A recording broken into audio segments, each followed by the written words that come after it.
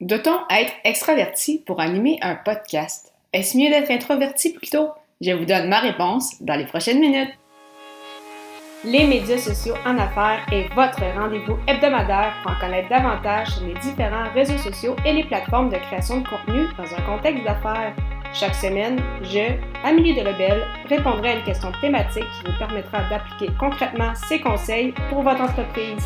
C'est parti!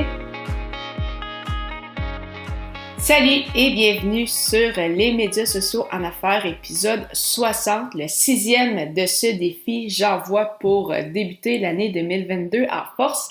Et aujourd'hui, je réponds à la question, dois-je être extraverti pour animer un podcast?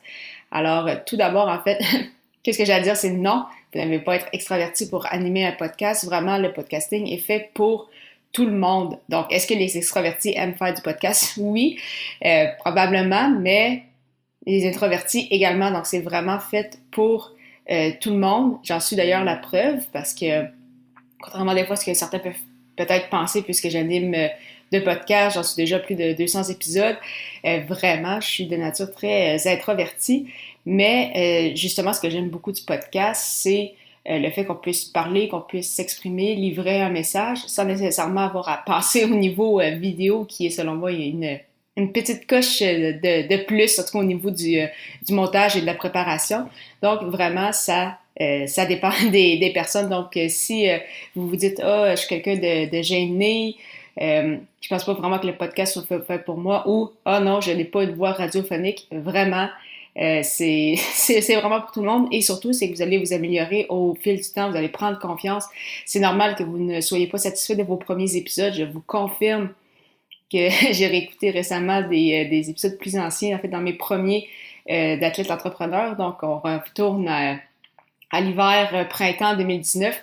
Et je vous confirme qu'il y a eu amélioration depuis près de 3 ans.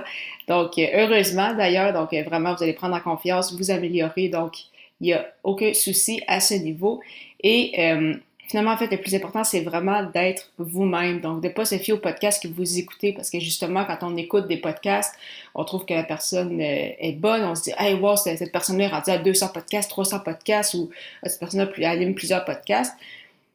C'est difficile de vous comparer à lui, à cette personne-là qui est rendue à 200 podcasts, et ça fait peut-être 4 ans qu'il est dans le milieu, alors que vous venez de débuter, vous ne pouvez pas comparer les deux situations. Et surtout, c'est si à force de se comparer à d'autres podcasteurs, on devient des fois un peu trop perfectionniste et vouloir trop bien faire, on finit par pas vouloir se lancer, puis toujours attendre, et au final, on ne se lance jamais, ce qui est vraiment pas ce qu'il faut faire. Donc, devez-vous être extraverti pour animer un podcast? Non, le podcast est fait pour tout le monde.